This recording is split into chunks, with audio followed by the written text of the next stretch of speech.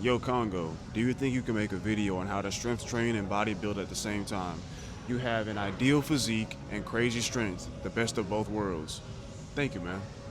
I personally find it quite hard to do this without fatiguing myself too much from the bodybuilding work, which then negatively impacts my strength training because I'm too fatigued to lift heavy ass weight from it. Obviously, I'm doing something wrong here and I would love to take tips from you. Thanks, man. I'd appreciate it. God bless. Side note, my current gym stats for the squat, bench, and deadlift are currently 175 times 5 on squat, 125 kilo times 5 bench press, and 180 kilogram times 7 RDL with no build. I have no idea what those are in pounds. I apologize. Trying to get them all up. Yo, Aaron, first things first, man. Thank you for leaving that question. Thank you for commenting and constantly watching and supporting my channel, man. I really appreciate it. Also, your numbers that you said in your comment are absolutely not chump numbers. Those are great numbers. You pretty strong, bro. So keep on grinding, keep on doing your thing. We only going up from here. Anyway, so my style of training, the way I train, I'm typically what's known as a power builder. I don't necessarily train just like a bodybuilder, nor do I necessarily train exactly like a power lifter. I kind of take a bit of both styles of training and implement them into my personal workout routine. The entire purpose of my routine specifically is I want to be the guy that has a great aesthetic physique that looks like a bodybuilder, but still has the strength of a powerlifter. You know, it's not too often that you see guys that look like me that could hop on stage at any moment, that can also squat 600, deadlift 600, bench 350. You know, that's not really normal. And that's the entire purpose of my style of training. So today I'm going to just share with you guys exactly how I go about training, and hopefully you can implement some of my tips and advice into your own regimen. My personal workout routine is 6 days a week. Push, pull legs, rest day. Push, pull legs, rest day. That's how I work out. And first things first, whenever I get into the gym, every single day, the first lift I perform is one of the big 3 compound lifts, either squat, bench, or deadlift. Obviously, bench on chest day, deadlift back day, and squat on leg day. The reason why I perform all 3 of these movements is because they are such beneficial movements to a majority of the muscle groups in your body. When you bench, that's working your chest, your triceps, your shoulders. When you squat, that's working your glutes, your quads, your calves. Depending on the variation, it could be hamstring work too, engaging your core. When you're deadlifting, that's damn near every muscle group in your body, right? These 3 lifts are crucial, in my opinion, to building strength and maximizing strength. I personally believe everybody needs to be doing some variation of these big 3 compound lifts. It doesn't necessarily have to be flat bench press, barbell squat, and deadlift. It could be Smith machine bench press. It could be incline bench press. It could be hack squat, Smith machine squat, belt weighted squat, if you get what I'm saying. Just some variation of the big 3 lifts. A lot of people will tell you that you don't need to do these lifts because they put you at a high risk of injury. No, no, no. As long as you're lifting with proper form and you're not ego lifting, not lifting too much weight, there's not really that great of a risk of injury on any of these movements. And honestly, I think you're leaving gains on the table by avoiding them because you're afraid of injury. Now, once I finish my compound lifts, obviously I move on to my accessories. You can't forget about those. Compound lifts don't do everything. The accessory lifts target specific muscle groups, and this is very important. And when you move on to the accessories, you don't have an excuse to just slack off and not be lifting heavy. A lot of guys will extremely overexert themselves on the compound lifts and have no energy left in the tank for the accessories.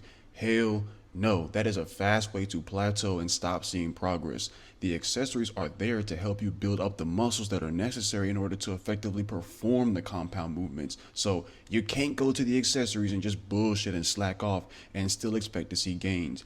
You need to take your accessory movements just as seriously as you do with the compounds. Alright, so now we're going to discuss the rep ranges that I use for every single workout. So obviously, like I said, I start off with my compound lifts. Now, personally, I never do high reps on any of my compound lifts. You will never see me get underneath a bench and do 12 to 15. You'll never see me squat and doing 12 to 15. Hell no. That many reps, I save that kind of shit for the accessories. If you ever see me post on social media a compound lift where I'm doing 10, 12, 15, 20 reps, that was just me bullshitting just to get a video for the internet. That's not normally how I train. What I like to do on my compound lifts is my rep ranges are between 1 to 5 reps max. That's it. If I can perform that movement for more than 5 reps, I'm increasing the weight.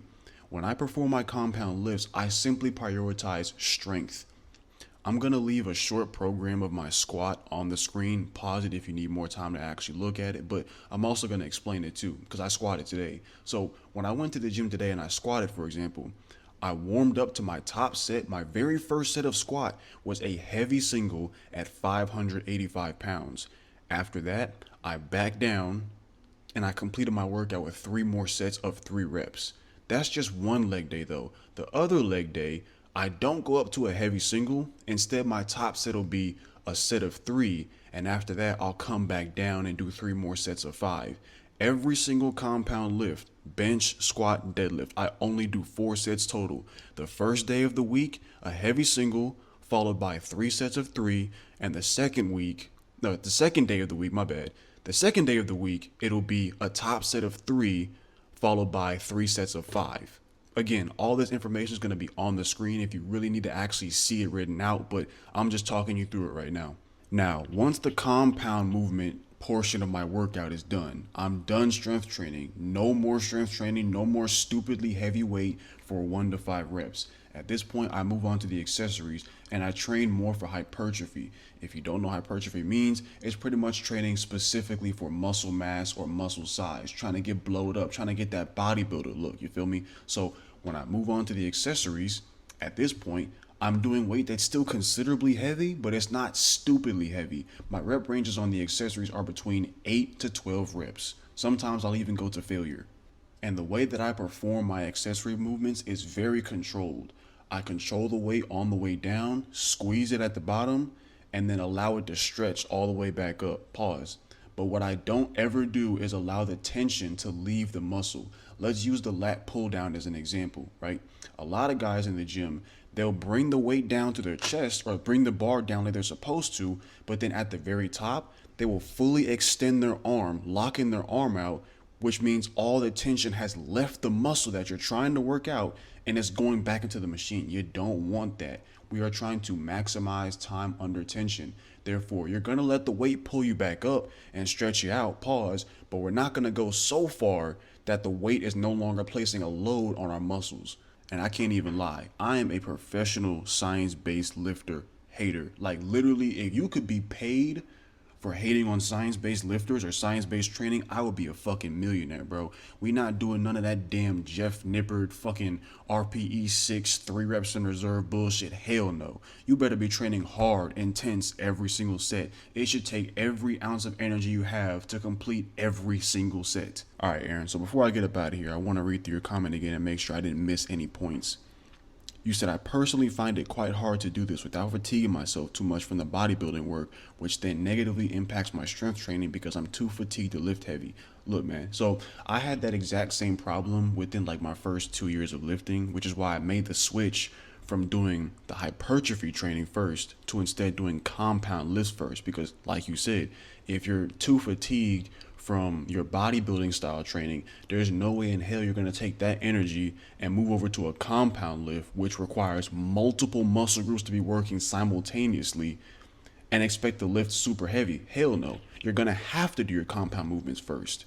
Because if you're tired from the compound lifts, which again employ multiple muscle groups simultaneously, you can still take your tired ass and go over and do hypertrophy style training and still see gains and still see progress. That's the beauty of it.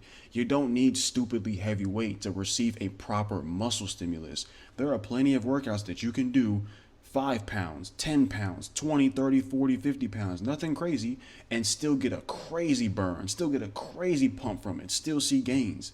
You know, there's a lot of guys out here that want to just go heavy on every single thing. You don't need to do that when it comes to hypertrophy style training. But on the flip side, the strength training, yeah, you're going to have to go heavy. It's strength training. This is exactly why the heavy compounds have to come before the hypertrophy, at least in my style of training as a power builder. One last little thing before I get up out of here, man. If you made it this far in the video, thank you for watching.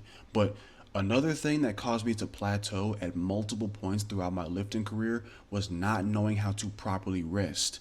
Obviously, if I'm working out 6 days a week, I have one rest day every single week, but sometimes a single rest day is not enough time for your body to really recover, especially when you're lifting hundreds and hundreds and hundreds of pounds every single fucking day. Like I said, we're doing strength training every single day that we're training 6 days a week. That shit is hard. That shit is taxing on your body. So sometimes you need more than one day to recover. And that is where you introduce a deload week into your program. Obviously, you're still not going to miss the gym. You're not going to stop working out, but you go to the gym and instead of going stupidly heavy, maybe you do half the weight that you normally do. For example, on my deload weeks, when I go into squat, instead of me squatting 600 fucking pounds, I might throw 315 on the bar and get some reps in. That way you're still in there, you're still going to the gym, still working out, but you're not physically exerting yourself. You're giving your body, and specifically your CNS system, a lot more time to properly recover. Because training too hard for too long can actually make you more prone to injury. So you need to take time to rest.